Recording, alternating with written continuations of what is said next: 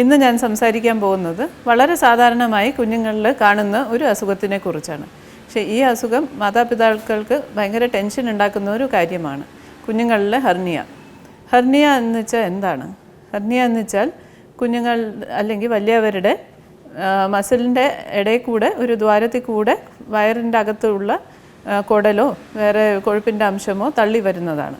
അപ്പോൾ ഇത് കുഞ്ഞുങ്ങളിൽ കാണാറുണ്ടോ എന്ന് ചോദിച്ചാൽ വളരെ സാധാരണമായി കാണാറുണ്ട്.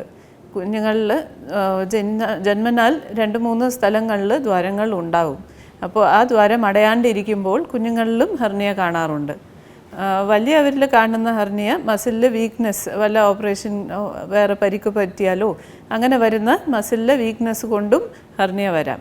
പക്ഷെ കുഞ്ഞുങ്ങളിലും ആ ടൈപ്പ് ഹെർണിയ, അതായത് സർജറി കഴിഞ്ഞ് ഇൻസിഷണൽ ഹെർണിയയും വരാം. പക്ഷെ വളരെ സാധാരണമായി കാണുന്നത് ഈ ഇൻഗ്വൈനൽ ഹെർണിയ, അതായത് ഗ്രോയിൻ, കുഞ്ഞുങ്ങളുടെ വയറിൻ്റെ ഏറ്റവും അടിഭാഗത്തായിട്ട് വരുന്ന ഹെർണിയാണ്. അപ്പോൾ ഇത് ഏത് പ്രായത്തിലാണ് കാണാൻ പറ്റുന്നത്? ഏത് പ്രായത്തിൽ വേണമെങ്കിലും നമുക്ക് തിരിച്ചറിയാൻ പറ്റും. ഈ പ്രശ്നം നവജാത ശിശുക്കളിലും കുറച്ച് വലിയ കുഞ്ഞുങ്ങളിലും ടീനേജ് കുഞ്ഞുങ്ങളിലും അഡൽട്ട്സിലും എല്ലാവരിലും കാണുന്ന ഒരു പ്രശ്നമാണ്. അപ്പോൾ ഇത് ജന്മനാൽ പ്രത്യേകിച്ച് ആൺകുഞ്ഞുങ്ങളിൽ വൃഷണം, അതായത് ടെസ്റ്റിസ് വയറിൻ്റെ ഉള്ളിൽ ഡെവലപ്പായി ഇറങ്ങി വന്ന വഴി അടയാണ്ടിരിക്കുമ്പോൾ ആ വഴിയിൽ കൂടെ വയറിൻ്റെ ഉള്ളിലെ പ്രഷർ കൂടുമ്പോൾ, ചിരിക്കുമ്പോഴോ ചുമയ്ക്കുമ്പോഴോ കളിക്കുമ്പോഴോ പ്രഷർ കൂടുമ്പോൾ കുടൽ തള്ളി ഇറങ്ങി വരുന്നതാണ്. അപ്പോൾ നവജാത ശിശുക്കൾ കരയുന്ന സമയത്ത് ചിലപ്പോൾ അറിഞ്ഞേക്കാം, ചിലപ്പോൾ ഒരു കുഴപ്പമില്ലാണ്ട് കുഞ്ഞ് കുറച്ച് വലുതായി ഒരു 2 വയസ്സ് 3 വയസ്സ് പ്രായമാകുമ്പോൾ ആക്ടിവിറ്റി കൂടും, കളി ബഹളം എല്ലാം കൂടുന്ന സമയത്തായിരിക്കാം തിരിച്ചറിയുന്നത്. ചിലപ്പോൾ ഒരു കുഴപ്പമില്ലാത്ത ആൾക്കാർ വലുതായി അഡൽട്ട്സ് മുതിർന്നവരാകുമ്പോഴായിരിക്കും ഹെർണിയയുടെ പ്രശ്നം തിരിച്ചറിയുന്നത്. അപ്പോൾ ഇത് ഏത് പ്രായത്തിൽ കാണുന്നോ ആ പ്രായത്തിൽ ചികിത്സിക്കേണ്ടതാണ്. എന്തുകൊണ്ട് എന്ന് വെച്ചാൽ ഇതിൽ കോംപ്ലിക്കേഷൻ വരാൻ സാധ്യതകളുണ്ട്. ഈ ഇൻഗ്വൈനൽ ഹെർണിയ, അതായത് ഗ്രോയിൻ താഴോട്ട് ഇടുപ്പിൻ്റെ അവിടെയുള്ള ഈ ഹെർണിയ മസിലിൽ ചെറിയൊരു ദ്വാരം ആണ്. അപ്പോൾ അതുവഴി കുടൽ തള്ളി വന്നാൽ ആ കുടൽ തിരിച്ച് കയറാൻ ബുദ്ധിമുട്ടാണ് എന്നുണ്ടെങ്കിൽ, അത് അവിടെ കുരുങ്ങി ഇരിക്കുന്ന പോലെ ആണെങ്കിൽ അതിൽ നീര് വന്ന് അതിൻ്റെ സൈസ് വലുതായി ഒബ്സ്ട്രക്ഷൻ, അതായത് കുടലിന് തടസ്സം വരാം.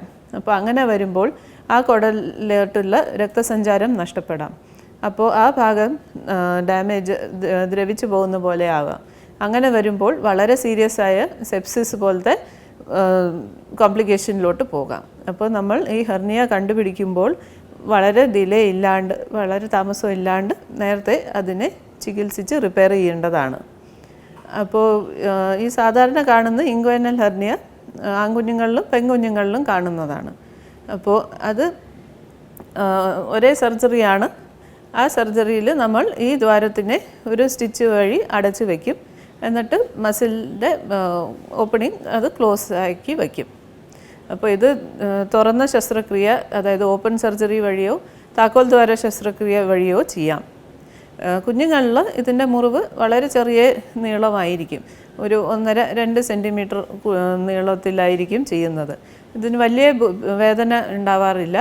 വേറെ വലിയവരിലെ പോലെ മെഷ് വെക്കേണ്ട ആവശ്യം സാധാരണ രീതിയിൽ വരാറില്ല.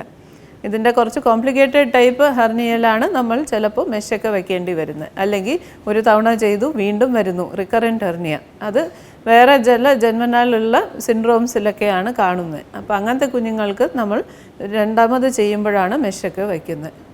മുതിർന്നവരിൽ ചെയ്യുന്ന പോലെ മെഷിൻ്റെ ആവശ്യം വരാറില്ല. പിന്നെ ഇത് വേദന എടുക്കുന്ന സർജറിയാണോ?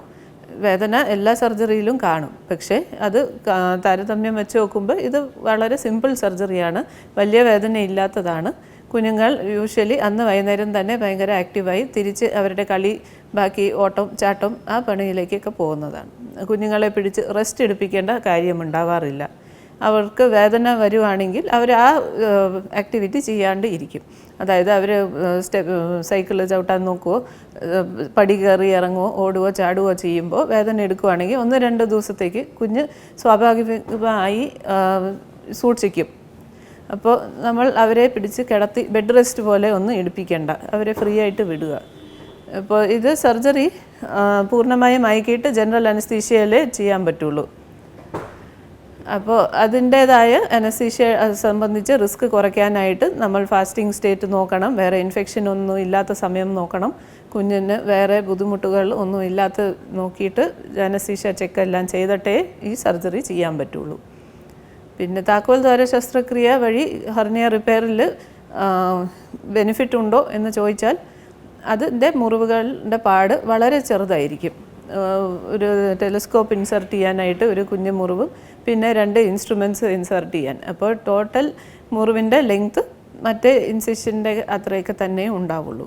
അതിൽ കുഞ്ഞുങ്ങളിൽ വലിയ വേദന ഇല്ലാത്ത സർജറിയാണ് ഈ ഹെർണിയ റിപ്പയർ. അപ്പോൾ താക്കോൽ ദ്വാരം വഴിയും ഓപ്പൺ സർജറിയും ഒരേ റിക്കവറി പീരിയഡ് പോലെ ഉണ്ട്.